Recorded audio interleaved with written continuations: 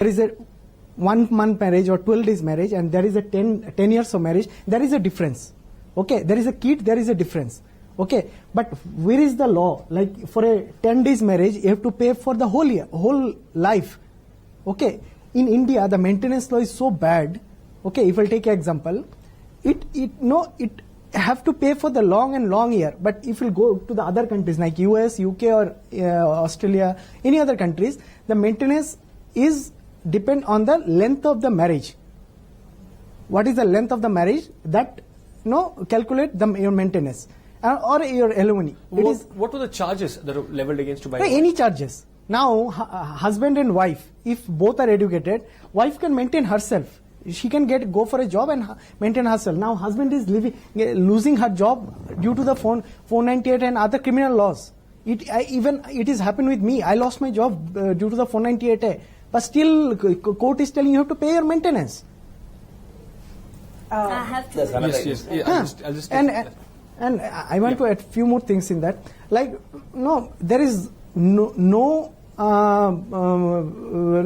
kind of a particular community or some kind of department for the men's. There is nobody supporting me. If you want to file, like I have a harassed, even my wife used to beat me.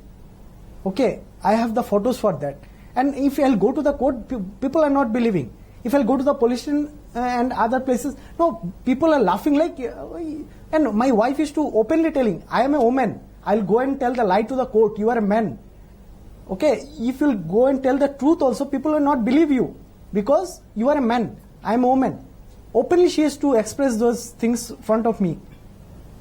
Now, where is the support for the men then? It is not like that's why the women, some cases we are doing counseling for the number of harassed husband.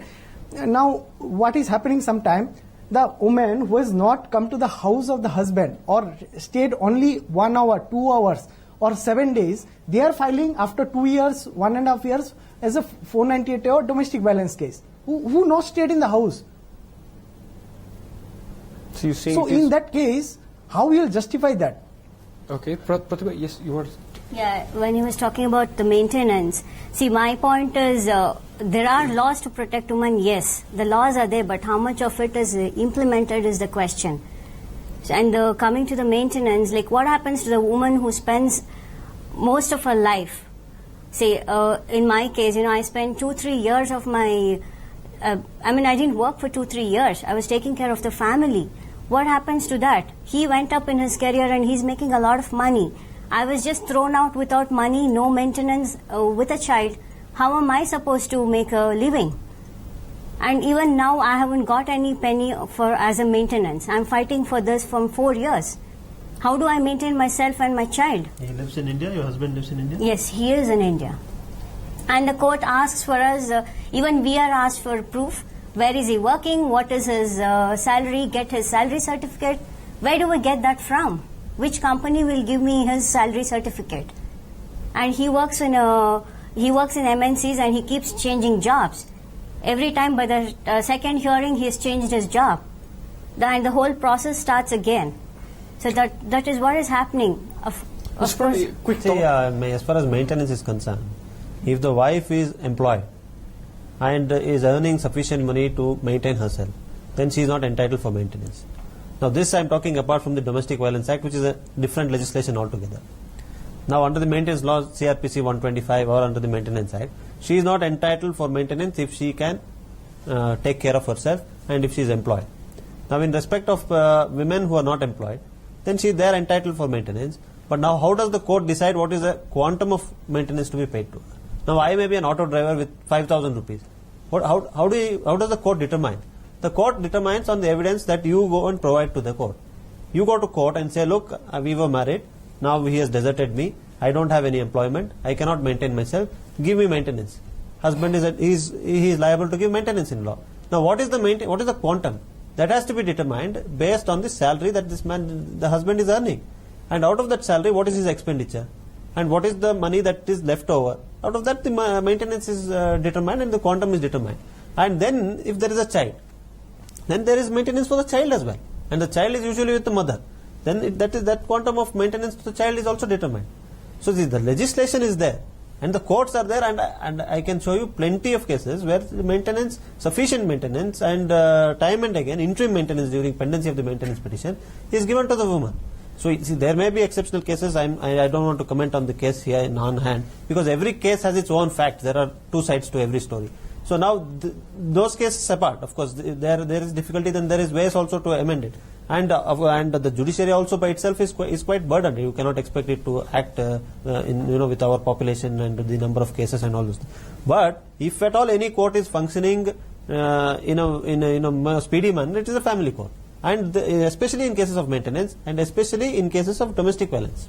And the tenure of the marriage is not important when the No, it is. The question is whether the woman is employed or not. Okay. Whether she can I maintain just want to tell herself. something here. Yes. I am sorry, I'm not a lawyer. I don't remember the section. I don't remember a thing. But there is a Supreme Court order which was passed. It very clearly states whether the wife is employed or not, she has to be paid certain amount of maintenance, because as a woman, as soon as she gets married, she can conceive, she delivers a kid, her career takes a back seat. It is all said and done, it's a mother who takes care of the child. Child needs the mother, so she either goes on maternity leave, or if there's nobody else for help, she doesn't go for work for 4 to 5 years, or sits back. She loses on her promotions, her incentives, everything. If a lady wants to go back to work after 3-4 years, there is a lot of things that she's lost when it comes to her career field. No, that No, please, because a man would have made thousands and lakhs during those periods. Let me explain. What I'm saying is that may not be covered under the maintenance laws. That is what I'm saying.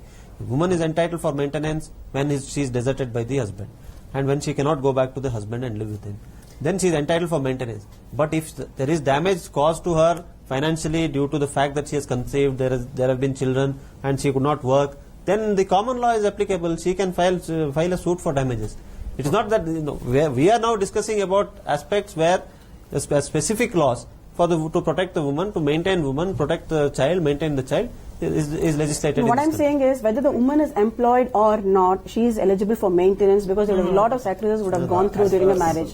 Okay. I will email you the. As far as my personal views are concerned, yes, a woman and the child or a husband, in case husband is unemployed and the woman is employed, should be eligible for some kind of a maintenance, unless the woman is having an affair, in which case it is cruel to ask the husband to pay for the other man.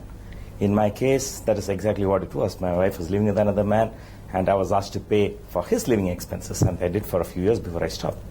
So that is not true. Now, there's a couple of other things as well, which is somehow it comes to a stereotype. Society thinks this is how it is and this is how it is. Unfortunately, we have not really shown the true face of society per se. She said the woman is unusually taking care of the child. In my case, I took care of my daughter from the time she was 3 till she's 16. She's in college now. I was the only one taking care of her. My wife was away with her boyfriend. So it is not as if it is a one-size-fits-all solution, especially when you look at gender per se. But if you look at it from one perspective, a victim and a criminal, irrespective of gender, then things start falling into place. Unfortunately, under the present laws, it is the victim who is further victimized by the system, and the criminal who further takes more benefits. A criminal wife who is actually having an affair would be the one who is grabbing the maximum share of the maintenance. Okay? While an actual victim who is actually a victim of a husband's affair, she won't be getting anything. See, that's really what is happening. That's what we see here as well. And this is something that the media, in its capacity as a mirror that shows society's face, should be able to highlight. Okay. Somewhere down the line, you're doing the wrong stereotypes. We are not coming out and showing the real victims who are somewhere hiding in a corner, unable to speak out because nobody believes them, nobody cares about them. You want to say something there? No, I was agreeing with him to that extent that see, there are husbands or fathers who are taking care of the children when the women are working. Now, let us, for an example, although they may be in minority, there may be very few. What happens to them? See, that is a question that every harassed husband, like my friends here, are going to ask society. They are going to ask the people who have framed the law, what happens to us? I understand from where the women are coming from, definitely. That is why the legislation is in that manner, because they have been abused, because they have been suppressed, their physical weakness over a period of time. World's history shows that women have been abused. There is no doubt about it. That's why the legislation, and it's not, see, the Indian Penal Code is for not of now. It is in the 1890 it has been legislated.